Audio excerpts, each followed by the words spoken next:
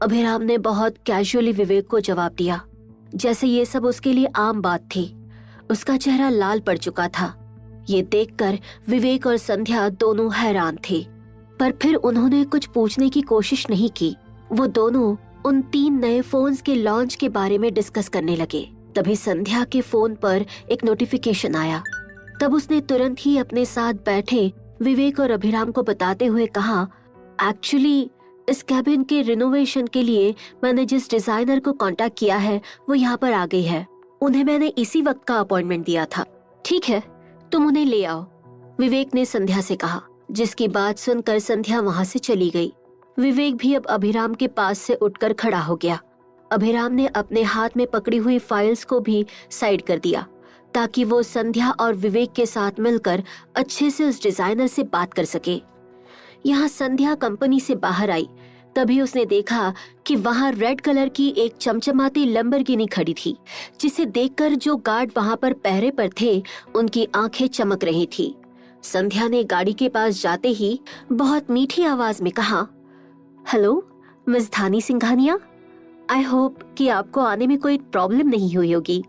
संध्या ने जैसे ही ये बात गाड़ी को देखते हुए कही, गाड़ी का दरवाजा खुला और ड्राइविंग सीट से करीब 4 इंच की ब्लैक कलर की एक हील दिखी और फिर उसके अंदर से किसी मॉडल की तरह बिल्कुल पतली दुबली परफेक्ट फिगर वाली एक लड़की निकली।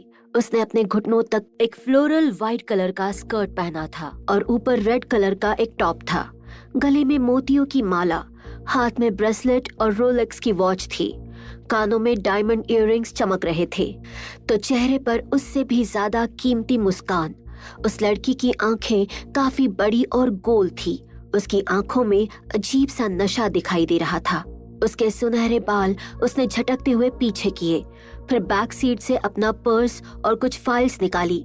इट्स ओके, इस कंपनी के साथ काम करना मेरी खुद की मर्जी है, तो इसमें प्रॉब्लम हो या ना हो, आई डोंट केयर। धानी सिंघानिया की आवाज सुनते ही संध्या और आसपास जो सिक्योरिटी गार्ड्स थे वो एकदम से हैरान रह गए। उसकी आवाज किसी संगीत की तरह बहुत सुरीली लग रही थी। उसने संध्या के पास आते ही मुस्कुराहट से कहा, तो कहाँ है जिनके साथ तुमने मेरी मीटिंग फिक्स की है? धानी के पूछने पर संध्या उसे ऑफिस के अंदर ले आई। जब अंदर ऑफिस में काम करने वाले स्टाफ ने उस लड़की को देखा तब सभी के होश उड़ गए। सभी की आंखें बड़ी और मुंह खुला रह गया। वही धानी सिंघानिया किसी पर भी नजर डाले बिना ही संध्या के साथ आगे बढ़ी जा रही थी। ओह माय गॉड, ये अप्सरा हुस्न परी कौन है? इसे आज से पहले तो कभी नहीं देखा। ये यहाँ पर कर क्या रही है और यहाँ पर ज्वाइनिंग करने आई है? क्या ये भी हमारे साथ काम करेगी? एक आदमी ने काफी एक्साइटमेंट में कहा, जिसकी बात सुनकर उसी के साथ बैठे एक दूसरे आदमी ने कहा, क्या पता यहाँ पर क्यों आई है, पर अभी तो सीईओ के ऑफिस की तरफ गई है, जिसे देखकर लगता है कि ये मिस्टर राजपूत के बेटे से मिलने के लिए आई है। वो तो इतना अमीर है, ये लड़की भी देखने में अमीर ही लग रही है। क्या पता दोस्त हो या फिर हो सकता है कि गर्लफ्रेंड हो। वैसे भी मिस्टर राजपूत के बेटे के बारे में कोई नहीं जानता। हाँ, मिस्टर राजपूत का बेटा जो हमारा सीईओ तो है, लेकिन आज तक हम लोगों ने उसकी शक्ल तक नहीं देखी। हमें ये भी नहीं पता कि वो ऑफिस आता भी है या नहीं। फाइनेंस मैनेजर ने उन लोगों के सामने से गुजरते हुए कहा, जिसकी ऐसी बातें सुनकर वो सभी फिर से काम पर लग गए। पर फाइनेंस मैनेजर सुबह से ही कुछ उखड़ा उखड़ा सा लग रहा था। वही सीईओ के कैबिन के अंदर विवेक चुपचाप खड़ा डिजाइनर के आने का इंतजार कर रहा था। तभी अभिराम ने वहाँ किसी को ना देखकर विवेक से पूछा, विवेक तुम्हें कुछ पता चला कि आखिर वो 2 गाड़ियाँ किसकी थी? जिन लोगों ने चारू की गाड़ी को टक्कर मारी थी और उसके ब्रेक कैसे फेल हुए? अभिराम के पूछने पर विवेक ने गंभीरता से जवाब दिया, अभी मैंने कुछ बॉडीगार्ड्स को वहाँ पर भेजा था, लेकिन जब तक वो वहाँ गए तब तक गाड़ी में ब्लास्ट हो चुका था, जिसकी वजह से हमें कोई खास सबूत नहीं मिल पाया। ना ही उस रोड पर कोई सीसीटीवी कैमरा था, तो हमें कोई जानकारी नहीं मिली। क्या? कोई जानकारी नहीं? लेकिन विवेक, जिस तरह से वो पूरा इंसिडेंट हुआ था उसे देखकर यही समझ में आ रहा है कि जरूर ये सब किसी ने जानबूझकर किया है। अभिराम के शक को देखकर विवेक ने कंफ्यूजन में पूछा, क्या तुम्हें किसी पर शक है जो तुम्हें या चारू को नुकसान पहुंचा सके? शक? अभिराम सोच में पड़ गया कि वो ये किस पर शक करे। चारू के अंकल भूपेश और उनका परिवार जो चारू को बिजनेस से निकालना चाहता था, लेकिन वो चारू को वैसे भी बिजनेस से बहुत आसानी से निकाल सकते थे। ऐसे में चारू को नुकसान पहुंचाने की कोई वजह नहीं थी। और अभिराम के बारे में तो सब जानते थे कि वो अनाथ था, किसी गरीब परिवार से था। और तो और चारू के परिवार वाले भी उससे अच्छे से बर्ताव नहीं करते थे। ऐसे में अभिराम जैसे गरीब एम्प्लॉय को क्यों कोई मारेगा? नहीं विवेक, मुझे किसी पर शक नहीं है। ठीक है, तुम्हें किसी पर शक नहीं है तो कोई बात नहीं। मैं कोशिश करता हूँ कि मैं कुछ और लोगों की मदद से उस हादसे के पीछे की सच्चाई को ढूंढ पाऊँ। विवेक ने अभिराम को देखते हुए जवाब दिया, लेकिन तभी उसे कुछ याद आया और उसने एकदम से ही अभिराम से पूछा, वैसे कल रात तुम पर फाइनेंस मैनेजर के भेजे हुए गुंडों ने हमला किया था, तो तुम उनके बारे में क्या सोच रहे हो? देखो, जब तक ऑफिशियली सीईओ अनाउंस नहीं हो जाता, मुझे तुम्हें और संध्या को ही मिलकर इस पूरे कंपनी को संभालना होगा। हम कोई गड़बड़ नहीं होने दे सकते। फाइनेंस मैनेजर के साथ क्या करना है वो मैंने सोच लिया है। उसने जो किया। अभिराम विवेक की तरफ देखकर सोफे पर बैठा बात कर रहा था। तभी सीईओ के केबिन का दरवाजा खुला और धानी संध्या के साथ अंदर आई। उसने जो भी किया उस बारे में तुम डिस्कस बाद में करना, क्योंकि ये टाइम मेरा है और इसके लिए मैंने पहले से अपॉइंटमेंट ली थी। तुम? अभिराम ने जैसे ही धानी को देखा वो एकदम से ही हैरान होकर खड़ा हो गया। वही धानी ने अंदर आते ही अपना बैग और अपने हाथ में पड़ी फाइल्स को एकदम से ही सोफे पर फेंक दिया और अचानक ही जाकर अभिराम के गले लग गई। Ram, I miss you. तुम्हें पता है तुम्हें मैंने कितना मिस किया है। अगर तुम कुछ और वक्त मुझसे दूर रहते ना तो आई स्वेयर मैं तुम्हें जान से मार देती। तुम्हें पता है तुम कितने सेल्फिश हो। तुमने अपने मतलब के लिए सबको हर्ट किया है। एक मिनट, तुम यहाँ पर क्या करने आई हो? अभिराम ने धानी को उसके कंधे से पकड़ते हुए अचानक ही खुद से दूर किया। तभी धानी ने अपने चेहरे पर एक फनी स्माइल लाकर उसे देखते हुए कहा, डिजाइनर, तुम्हारे इस कैबिन को डिजाइन करने वाली हूँ मैं। इनफैक्ट मैंने आते ही तुम्हारे बिल्डिंग को भी देखा। इसे भी बदलने की जरूरत है। सब कुछ बहुत ओल्ड दिख रहा है। ऐसे माहौल में कोई कैसे काम कर सकता है? तुम डिजाइनर हो? अनु, तुम डिजाइनर कैसे बन सकती हो? I mean, मुझे लगा कि तुम शायद कोई मॉडल होगी या कोई एक्ट्रेस बनोगी, पर तुम तो डिजाइनर कैसे बन सकती हो? अभिराम को विश्वास नहीं हो रहा था कि उसके सामने खड़ी लड़की वो धानी सच कह रही थी। तभी धानी ने अभिराम को धक्का देते हुए कहा, डोंट कॉल मी अनु, मेरा नाम धानी सिंघानिया है, तो मुझे धानी बुलाओ। अगर तुमने गलती से भी मुझे किसी और के सामने अनु कहा ना तो मैं तुम्हारी टांग तोड़ दूंगी। तुमने अपना नाम बदल लिया? एक मिनट। अभिराम धानी से झगड़ने में बिजी था। तभी अचानक उसे याद आया कि जब वो चारू के साथ डिनर के लिए बाहर गया था तब उसे बिल की पेमेंट धानी सिंघानिया नाम की लड़की ने की थी, जिसके बारे में याद आते ही अभिराम ने कंफ्यूजन में उससे पूछा, डोंट टेल मी कि रेस्टोरेंट का बिल तुमने भरा था? ओह कम ऑन अभी। धानी एकदम से ही जाकर सोफे पर बैठ गई और फिर उसने अभिराम को देखकर मुस्कुराते हुए कहा, मैं तुमसे पैसे ले सकती हूँ, हड़प कर सकती हूँ, छीन सकती हूँ, लेकिन तुम पर पैसे खर्च करना, वो भी तुम्हारी वाइफ के साथ जब तुम डिनर पे आए हो? नो वे, तुम भूल गए वो होटल किसका है? जो उस होटल का मालिक है उसने बिल पे किया था। धानी की बात सुनकर जब अभिराम ने इस बारे में थोड़ा ध्यान से सोचा तभी अचानक उसकी आंखें हैरानी से बड़ी हो गई। तो इसका मतलब मेरे खाने का बिल उस ध्रुव ने दिया? हाँ, वो होटल ध्रुव मल्होत्रा का है, तो ध्रुव मल्होत्रा ने ही तुम्हारे बिल की पेमेंट की थी। मैं तो बस वहाँ से गुजर रही थी, तभी मैंने तुम्हारी वाइफ को देखा। काफी खूबसूरत है, वाकई में तुम काफी लकी हो। धानी ने थोड़े एटीट्यूड में अभिराम को देखते हुए कहा। फिर तभी अभिराम उसके पास बैठा और फिर उसने कंफ्यूजन में पूछा, वो सब तो ठीक है, पर तुमने अपना नाम तुम अनु से धानी कब बन गई? अभी अनु ना बहुत ओल्ड फैशन वाला नाम था, तो स्कूल से निकलने के बाद मैंने अपना नाम चेंज कर लिया। तुम्हें कैसे पता होगा? स्कूल खत्म होने के बाद तो तुम एकदम से गायब ही हो गए। धानी की बात सुनकर अभिराम अभी भी कंफ्यूजन में था। तभी धानी ने खड़े होकर अपना हाथ उसकी तरफ बढ़ाते हुए कहा, तुम कंफ्यूजन में हो, तो ठीक है, मैं ऑफिशियली खुद को इंट्रोड्यूस कर देती हूँ। मेरा नाम धानी सिंघानिया है। मैं रिनोवेशन इंटीरियर डिजाइनिंग कंपनी की ओनर हूँ। अगर तुम्हें मेरी कंपनी के बारे में जानना है तो तुम ऑनलाइन सर्च कर सकते हो। तुम्हें बस मेरी कंपनी का नाम द गोल्ड सर्च करना होगा। तुम्हें मेरी और मेरे बैकग्राउंड के बारे में सब पता चल जाएगा। तुम्हें पता भी है मैं कितनी बिजी हूँ, मेरे पास कितने ही कॉन्ट्रैक्ट्स और कितने ही डील्स हैं, लेकिन उन सब को ठुकरा कर मैं तुम्हारी इस छोटी सी कंपनी में तुम्हारे इस ऑफिस को रिनोवेट और रीडिजाइन करने के लिए आई हूँ, वो भी सिर्फ तुम्हारे लिए। तुम्हें तो खुश होना चाहिए कि खुद धानी सिंघानिया यहाँ पर आई है और तुम मुझसे इतने सवाल पूछ रहे हो। मेरा अपॉइंटमेंट तक लोगों को नहीं मिलता और मैं खुद तुमसे अपॉइंटमेंट लेकर आई हूँ। धानी अभिराम को अपने बारे में सब कुछ समझाने लगी, जिसे अभिराम बहुत ध्यान से सुन रहा था। इधर दूसरी तरफ चारू ने जल्दी जल्दी अपनी टीम के साथ प्रेजेंटेशन का एक नया ड्राफ्ट बनाया ताकि वो एक बार भूपेश से उस पर बात कर ले। फिर वो उस ड्राफ्ट को लेकर भूपेश के कैबिन की तरफ बढ़ गई।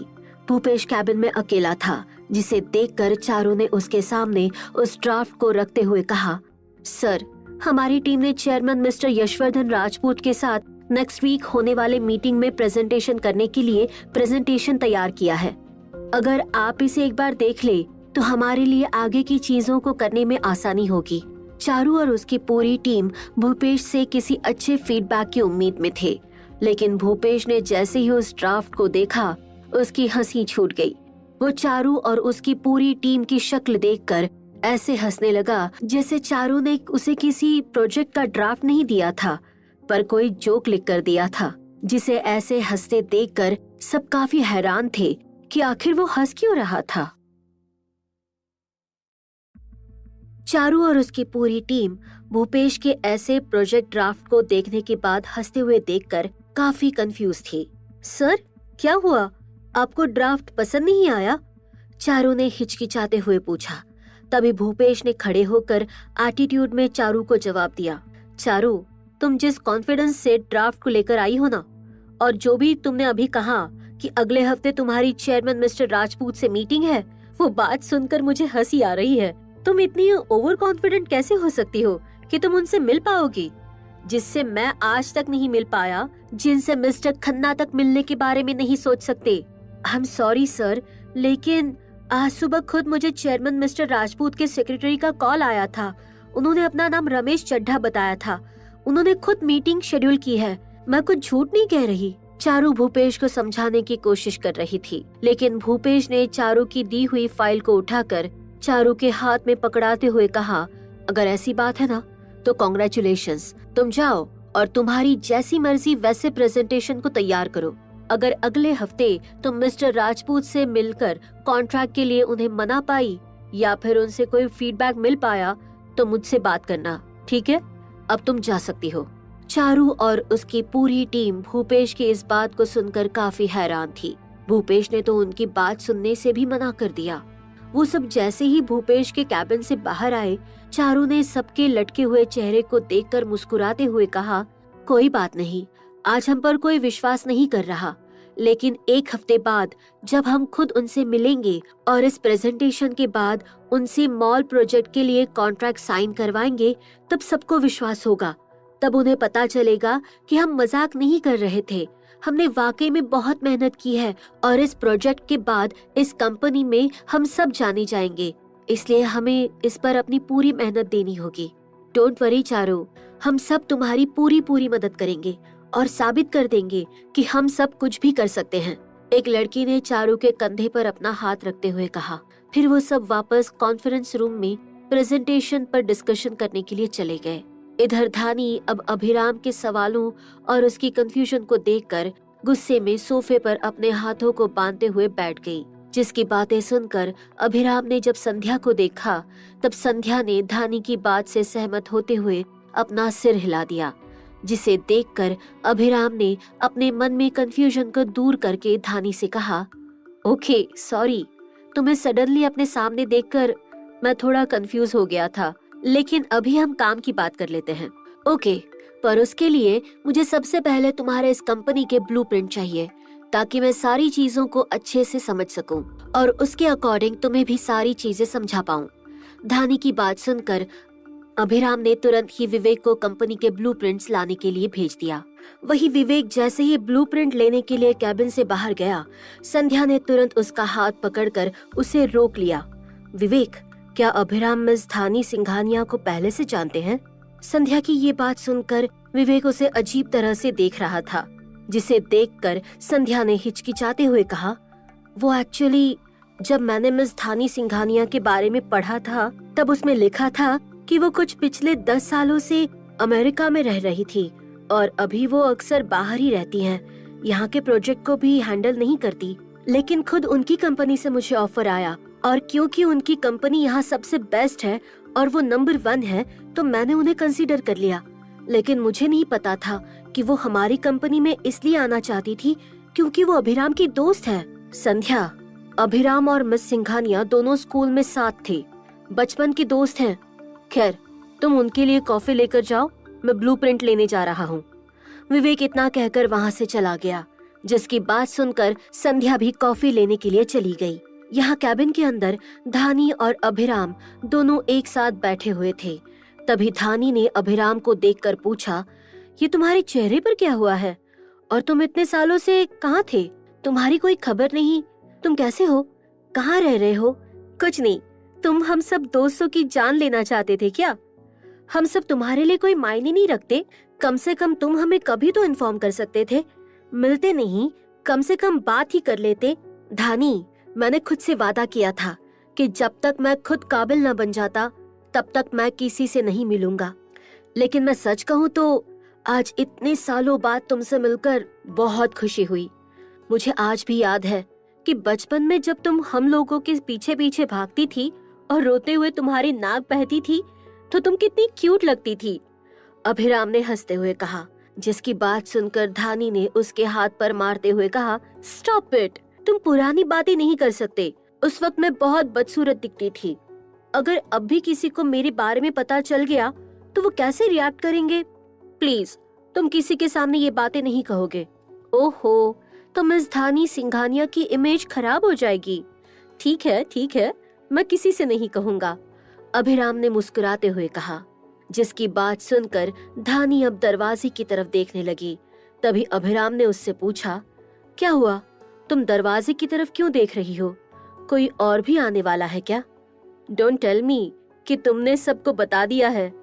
अभिराम एकदम से ही पैनिक होने लगा, जिसे देखकर धानी ने उसे जवाब दिया, शट अप, कोई नहीं आ रहा, मैं अकेली आई हूँ। मैं तुम्हारे असिस्टेंट दोस्त को देख रही थी, वो वापस नहीं आया। क्या? तुम विवेक को देख रही हो? वो थोड़ी देर में ब्लूप्रिंट लेकर आ जाएगा, तुम्हें चिंता करने की जरूरत नहीं है, अभिराम ने जवाब देते हुए कहा। लेकिन तभी धानी ने उसके कंधे पर अपना हाथ रखकर मुस्कुराते हुए जवाब दिया, बात ब्लूप्रिंट की नहीं है, बात यह है कि वो काफी हैंडसम है और मुझे लगता है कि वो परफेक्ट लव मटेरियल है। तुम्हें विवेक पसंद आया? वाओ, तुम्हें विवेक से मिले हुए अभी 2 मिनट नहीं हुए और तुम्हें वो पसंद आया। जब तुम्हारे फैमिली और तुम्हारे भाई को पता चलेगा तो वो क्या कहेंगे? ओह माय गॉड, हमारी प्रिंसेस मिस धानी सिंघानिया एक छोटे से असिस्टेंट को पसंद करती है, अभिराम ने मजाक उड़ाते हुए कहा। तभी धानी ने चीखते हुए जवाब दिया, क्यों? असिस्टेंट में क्या खराबी है? मेरे फैमिली की सोच इतनी भी छोटी नहीं है कि वो किसी को पैसों से नापे तोले। वैसे भी तुम्हारा वो असिस्टेंट दोस्त विवेक अपने लिए नहीं, अपनी दोस्त के लिए पसंद है, नित्या। ये असिस्टेंट नित्या के साथ काफी अच्छा लगेगा। नित्या? धानी के मुंह से नित्या का नाम सुनकर अभिराम एकदम से ही कुछ सोचने लगा। फिर उसने अपने सामने बैठी धानी को देखते हुए उससे पूछा, नित्या काफी बड़ी हो गई होगी ना? सब बड़े हो गए होंगे और मैंने इतने खास लम्हों को मिस कर दिया। तुम सब तो एक साथ रहते होंगे और मैं अकेला। तुमने सबका बर्थडे सेलिब्रेट एक साथ किया होगा, सारे फंक्शंस एक साथ सेलिब्रेट करते होंगे, कॉलेज भी एक साथ ही जाते होंगे। जब कॉलेज में तुम लोग पढ़ते होंगे तो तुम्हारी पूरी गैंग होगी ना, जैसे स्कूल में थी। और तुम्हारे भाई तुम्हारे बॉडीगार्ड की तरह तुम्हें हर बुरे लड़के से बचाते होंगे। कितना अच्छा लगता होगा। ये सब बातें कहते हुए अभिराम की आंखों में आंसू आ गए। उसकी आंखों में खालीपन नजर आ रहा था, जिसे देखकर धानी जो अभी उसके साथ मजाक मस्ती कर रही थी, उसका चेहरा भी मुरझा गया। उसने अभिराम को देखते हुए कहा, सिर्फ तुम ही नहीं थे जो हमें मिस कर रहे थे, हमने भी तुम्हें बहुत मिस किया। हम सब एक साथ थे लेकिन खुश नहीं थे क्योंकि हम सबके बीच का एक बहुत इम्पोर्टेंट पीस मिसिंग था। तुम एक बार लौट कर तो आओ, तब देखना। तुम्हें तो अभी कुछ नहीं पता इतने सालों में क्या हुआ है, सब कैसे हैं, सबने तुम्हें कितना मिस किया। राम, जब भी कुछ होता था तो सबसे पहले तुम्हारी याद आती थी कि अगर राम होता तो कैसा होता, क्या करता। तुम तो हमारे पूरे ग्रुप के लीडर थे ना। धानी अचानक ही रोने लग गई, जिसे ऐसे देखकर अभिराम ने उसे गले लगा लिया और किसी बच्चे की तरह पुचकारते हुए चुप कराने लगा। धानी, आई एम सॉरी, प्लीज चुप हो जाओ। मैं आज के बाद तुमसे कभी ऐसे बातें नहीं करूंगा, मैं तुम्हें कभी नहीं रुलाऊंगा। आई नो कि तुम सब ने भी मुझे उतना ही मिस किया होगा जितना मैंने तुम लोगों को मिस किया है। अभिराम धानी को चुप करवा रहा था, तभी विवेक ब्लूप्रिंट्स और कुछ फाइल्स के साथ कैबिन में आया, जिसे देखकर धानी खुद को ठीक करते हुए सीधी बैठी और फिर अभिराम ने विवेक के हाथ से ब्लूप्रिंट और सारी फाइल्स को लेकर धानी की तरफ बढ़ते हुए कहा, ये देखो, इसमें पूरे बिल्डिंग का ब्लूप्रिंट है और कुछ डिटेल्स पिक्चर्स इस फाइल में हैं। तुम देख लो और तुम्हें जैसा ठीक लग रहा है अपने हिसाब से कर सकती हो। मुझे इन सब की कोई नॉलेज नहीं है और ना ही मैं इन सब में पढ़कर अभी अपना वक्त बर्बाद कर सकता हूँ। तो नंबर 1 कंपनी की ओनर, ये जिम्मेदारी तुम्हारी है। तुम्हें जो करना है, जैसे करना है, तुम कर सकती हो। मेरी तरफ से या फिर किसी की भी तरफ से कोई रोक टोक नहीं है, ठीक है। धानी ने उन सभी चीजों को अपने बैग में रख लिया। तभी उसकी नजर अपने हाथ में पहनी घड़ी पर गई। लंच का वक्त हो गया था, तो अब उसने अभिराम से कहा, वैसे अगर तुम बिजी नहीं हो तो क्या हम बाहर जाकर लंच कर सकते हैं? प्लीज राम, मना मत करना। धानी अभिराम को समझाने की कोशिश कर रही थी, तभी अभिराम एकदम से उसका हाथ पकड़कर खड़ा हो गया। ठीक है, चलो, तुम जहाँ भी चलोगी मैं चलने के लिए तैयार हूँ। सच में? धानी ने हैरानी से पूछा। तभी अभिराम ने हाँ में अपना सिर हिला दिया, जिसे देखकर धानी एकदम से उछलकर उसके गले लग गई। Thank you, thank you, thank you so much. चलो, मुझे एक बहुत अच्छा रेस्टोरेंट पता है, वहाँ पर बहुत यम्मी फूड मिलता है। धानी अभिराम को खींचते हुए वहाँ से ले जाने लगी, जिसे देखकर अभिराम ने इशारे में विवेक से कुछ देर बाद आने के लिए कहा, जिसकी बात विवेक समझ गया। बाहर संध्या अभी कॉफी लेकर पहुंची ही थी कि तभी उसने देखा वो दोनों कैबिन से निकलकर लिफ्ट की ओर बढ़ रहे थे। तो अब वो अपनी ही जगह पर रुककर उन्हें जाते हुए देखने लगी। धानी अभिराम के हाथों में हाथ डाले मुस्कुराते हुए लिफ्ट के ग्राउंड फ्लोर पर बाहर निकली। तो लंच करने के लिए जो एम्प्लॉय अभी इकट्ठा हो रहे थे, उन्होंने इतनी खूबसूरत लड़की को अभिराम जैसे फटीचर के साथ देखा तो उन सभी की आंखें हैरानी से खुली की खुली रह गई। लेकिन इससे पहले कि वो लोग कुछ कहते या फिर उन्हें कोई मौका मिलता, धानी और अभिराम वहाँ से बाहर निकल गए। वाओ, ये तुम्हारी गाड़ी है? वाकई में तुम्हारी चॉइस बहुत अच्छी है। अब तो तुम पर रिनोवेशन और पूरी डिजाइनिंग का काम बेझिझक होकर छोड़ सकता हूँ। अभिराम की बात सुनकर धानी ने मुस्कुराते हुए से गाड़ी के अंदर बैठने के लिए कहा। फिर धानी ड्राइव करते हुए कुछ दूर एक रेस्टोरेंट में लेकर अभिराम को पहुंची। रेस्टोरेंट ज्यादा बड़ा नहीं था, वहाँ पर अच्छी खासी भीड़ थी। ये देखकर अभिराम ने धानी से कहा, मुझे लगा तुम किसी महंगे रेस्टोरेंट में लेकर जाओगी, लेकिन तुम तो यहाँ पर ले आई। हाँ, क्योंकि बिल तुम पे करने वाले हो, मैं नहीं। धानी की ये बात सुनकर अभिराम भी रेस्टोरेंट के अंदर एक टेबल देखकर धानी के साथ बैठ गया और फिर धानी ने अपने मनमर्जी खाने का ऑर्डर दिया। साथ ही अभिराम से कुछ डिजाइनिंग के ऊपर डिस्कशन कर ली, ताकि उसे अच्छे से पता हो कि उसे किस तरह के डिजाइन्स को फाइनल करना है। वो दोनों आपस में बातचीत कर रहे थे, लेकिन इस रेस्टोरेंट में उनकी टेबल से 2 टेबल छोड़कर करीब 50 साल की एक औरत भी बैठी थी, जिसके साथ कुछ और औरतें भी थी और आपस में गप्पे मार रही थीं। तभी उनमें से एक औरत ने अभिराम को धानी के साथ देख लिया। उसने तुरंत ही अपने साथ बैठी अपनी सहेली के कंधे पर अपना हाथ मारते हुए कहा, ऐश्वर्या, ये तो तुम्हारा वही फटीचर दामाद है ना? ये यहाँ पर क्या कर रहा है? और ये लड़की, ये तो तुम्हारी बेटी नहीं है, तो फिर ये है कौन? और ये इसके साथ इस रेस्टोरेंट में क्या कर रहा है? ऐश्वर्या ने जैसे ही अपनी दोस्त की बात सुनी और अभिराम को किसी अजनबी लड़की के साथ देखा, उसका पारा चढ़ गया। वो अपने दोस्त के साथ यहाँ पर कॉफी पीने के लिए आई थी, लेकिन अब उसे यहाँ पर अभिराम के बारे में कुछ ऐसा पता चला था जो उसने कभी सपने में भी नहीं सोचा था।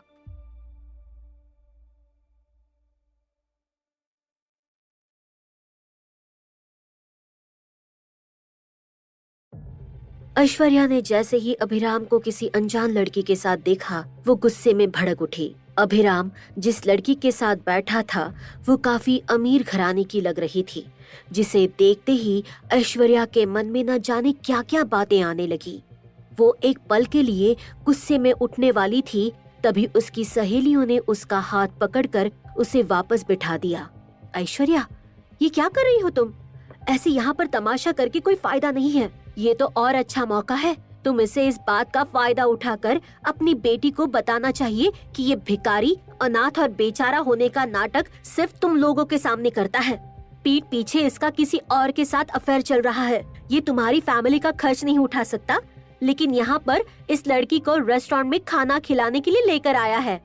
ऐश्वर्या ने जैसे ही अपनी दोस्तों की बात सुनी, उसने तुरंत अपना फोन लिया और वहाँ बैठे अभिराम और धानी को हंस हंस कर बातें करते हुए खाना खाते देख फोटो खींचने लगी।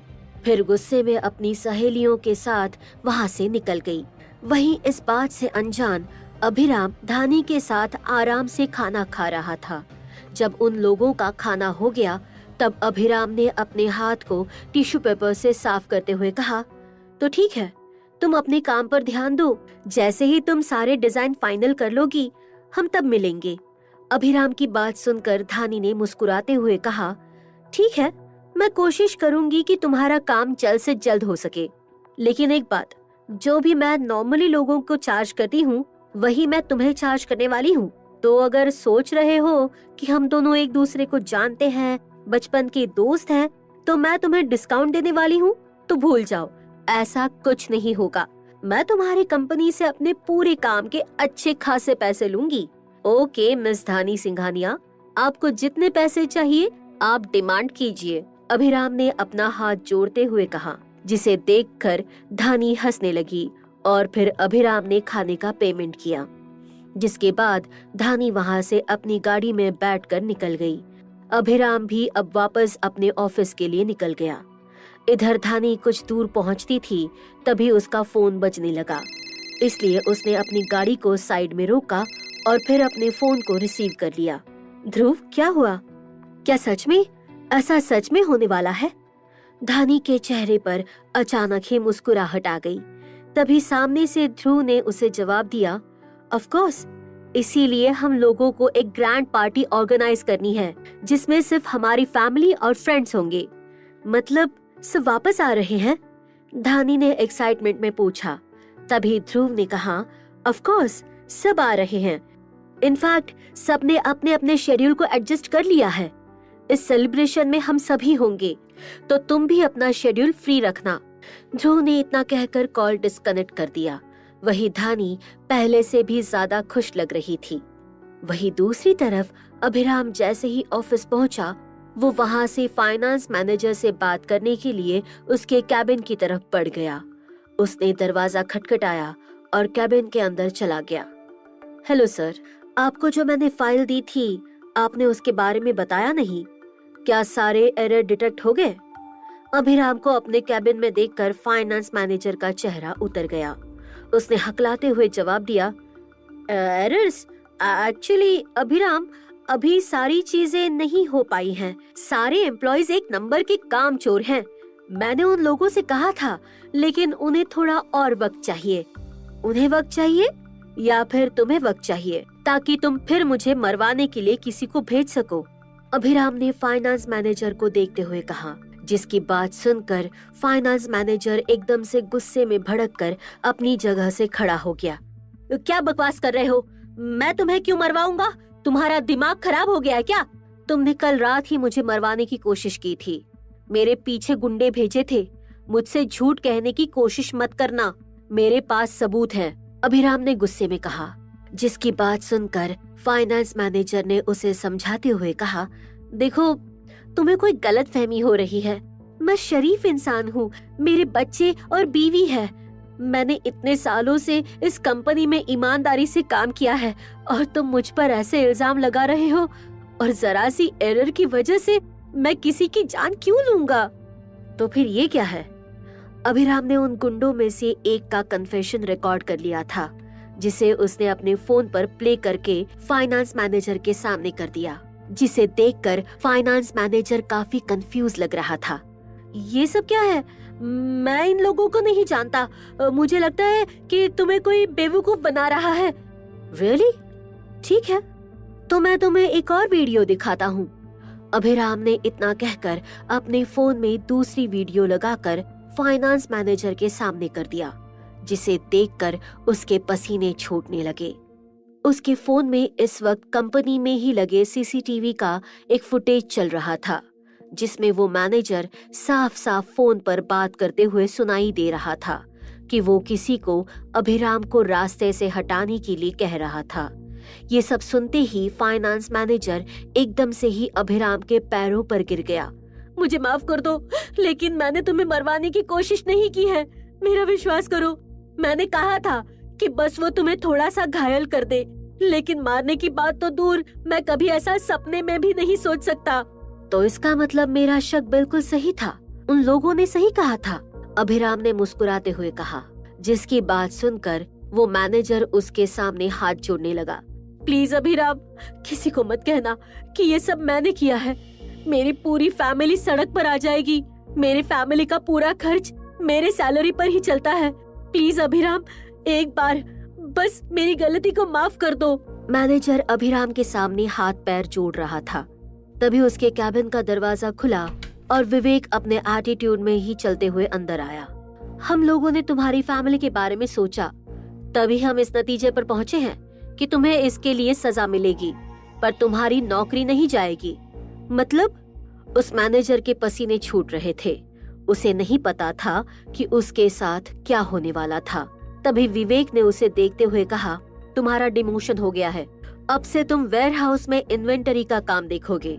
ये मैनेजर बनने का सपना छोड़ दो। तुम्हारी सैलरी भी उसी हिसाब से होगी और अब से कोई बहस नहीं, क्योंकि ये यहाँ के नए सीईओ का ऑर्डर है। तुमने उनके असिस्टेंट को चोट पहुँचाने की कोशिश की है। तुमने कंपनी में फ्रॉड किया है। विवेक की बात सुनकर अब उस मैनेजर की कुछ भी कहने की हिम्मत नहीं थी, तो अब वो इन्वेंटरी में जाने के लिए अपने सामान को वहाँ से पैक करने लगा, जिसे देखकर विवेक अभिराम के साथ वहाँ से निकल गए। फाइनेंस मैनेजर के वहाँ से जाते ही अब विवेक ने एक दूसरे फाइनेंस मैनेजर को हायर किया, ताकि वो अच्छे से अपना काम कर सके और पिछले वाले मैनेजर के काम को ठीक कर सके। सभी चीजों पर काम करते हुए दोपहर से शाम हो गई। घर जाने का वक्त हो गया था, तो अब सभी अपना अपना बैग पैक करके अपने घर की तरफ बढ़ गए। यहाँ चारू भी कल पूरे दिन भर और आज भी ऑफिस में अपना वक्त बिताने के बाद घर के लिए निकल गई। वो अपनी गाड़ी ड्राइव कर रही थी कि तभी अचानक उसके फोन पर एक नोटिफिकेशन आया। जब चारू ने उस पर नजर डाली, तब अचानक ही उसने अपनी गाड़ी को ब्रेक मार दिया और अपने फोन को अपने हाथों में लेकर ध्यान से देखने लगी। ओह माय गॉड, मैं ये कैसे भूल सकती हूँ? कल तो अभिराम का बर्थडे है और मैं भूल गई। पता नहीं उसे कैसा लग रहा होगा। मुझे अभिराम को आज रात को ही विश करना होगा। वो हमेशा मेरे लिए इतना कुछ करता है, मुझे भी उसके लिए करना होगा। चारू ने आगे घर के रास्ते में ही अभिराम को बर्थडे विश करने के लिए एक चॉकलेट केक ले लिया, ताकि वो आधी रात को अभिराम को विश कर सके। वो कुछ ही देर में अपने घर पहुंच गई। उसने अपना बैग और सारा सामान गाड़ी से निकाला और अपने घर के अंदर की तरफ बढ़ गई। वो अभी अंदर आई हुई थी कि तभी ऐश्वर्या, जिसने आलोक को पहले ही सारी बातें बता दी थी, वो दोनों ही गुस्से में लाल पीले हुए अंदर बैठे उसके वापस आने का इंतजार कर रहे थे। चारू ने जब अपने माता पिता को ऐसे गुस्से में देखा, तब उसने अपना सारा सामान टेबल पर रखते हुए उनसे पूछा, माँ, पापा, क्या हुआ? आप दोनों परेशान क्यों लग रहे हो? क्या फिर से अंकल या आंटी ने कुछ गड़बड़ की? चारू ने अभी सवाल ही पूछा था, तभी ऐश्वर्या ने टेबल पर रखे केक के बॉक्स को देखकर चारू से पूछा, ये केक किसके लिए ले आई हो? माँ, ये चारू ने मुस्कुराते हुए ऐश्वर्या को जवाब दिया, कल अभी का जन्मदिन है, मैं भूल गई थी, इसलिए मैंने सोचा कि इस बर्थडे केक से ही मैं उसे विश। चारू मुस्कुराते हुए ऐश्वर्या से बात कर रही थी। तभी ऐश्वर्या ने अचानक ही अपने हाथ से उस केक को उठाकर जमीन पर फेंक दिया, जिसे देखते ही चारू एकदम से ही गुस्से में अपनी माँ को देखने लगी। माँ, आप ये क्या कर रही हैं? मुझे पता है आपको वो पसंद नहीं है, पर इसका मतलब ये नहीं कि आप अब तो होश में आ जाओ। अब अपनी आंखों से उसके विश्वास की पट्टी को हटा दो चारू, क्योंकि वो तुम्हारे इस भरोसे और प्यार के लायक नहीं है। वो सिर्फ तुम्हारा इस्तेमाल कर रहा है और एक दिन तुम्हें छोड़कर किसी और अमीर लड़की के साथ चला जाएगा। ऐश्वर्या ने गुस्से में चारू पर चिल्लाते हुए कहा, जिसकी बात सुनकर चारू ऐश्वर्या को हैरानी से देखने लगी। आप ये क्या कह रही हैं? आज तक अभी के गरीबी और उसके अनाथ होने का मजाक उड़ाकर आपका मन नहीं भरा, जो अब आप उसके बारे में ये सब कह रही हैं? अगर भगवान भी आ जाए ना, तब भी मैं विश्वास नहीं करूंगी कि मेरा अभी ऐसा कुछ कर सकता है। भगवान को नीचे आने की जरूरत नहीं है, क्योंकि सबूत तो मैं तुम्हें अभी दिखा सकती हूँ। ऐश्वर्या ने इतना कहकर गुस्से में अपना फोन ऑन किया और उसमें धानी और अभिराम के साथ हुई तस्वीरों को चारू के सामने रख दिया। ये देखो, दिख रहा है? इस लड़की के कपड़े, इसका मेकअप, सब कुछ देखो। साफ साफ पता चल रहा है कि ये हमसे भी किसी अमीर घराने की लड़की है।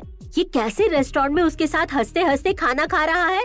क्या कभी वो तुम्हें रेस्टोरेंट में लेकर गया है? कभी तुमसे ऐसे बातें की हैं? नहीं ना? देखो, इस लड़की ने कैसे उसके गाल पर हाथ रखा है और उसने भी कैसे उस लड़की को गले लगा रखा है। क्या कभी उसने तुम्हारे सामने इस लड़की का जिक्र किया? कभी तुमने इसे देखा है? कौन है ये बताओ? इसकी बहन है? इसकी दोस्त है? इस जैसे अनाथ की कौन सी बहन होगी? और ये दोस्त? कभी भी नहीं। ऐश्वर्या की इन बातों को सुनकर चारू सारी तस्वीरों को एक एक करके देखने लगी। उसमें ढेर सारी तस्वीरें थीं, जिसे देखकर चारू की आंखों में आंसू आने लगे। उसे ऐसे देखकर ऐश्वर्या उसके पास आई और फिर प्यार से समझाते हुए कहा, बेटा, अभी भी वक्त है। तू अभी सिर्फ 25 साल की है, कुछ भी नहीं बिगड़ा। तू उस भिखारी को छोड़ दे, वो तेरे लायक नहीं है। वो सिर्फ तुझे तेरे पैसों के लिए इस्तेमाल कर रहा है। जिस दिन उसे तुझसे ज्यादा अमीर लड़की मिली ना, वो तुझे छोड़ देगा। आखिर में तेरा दिल टूट जाएगा। मैं तेरी माँ हूँ, दुश्मन नहीं।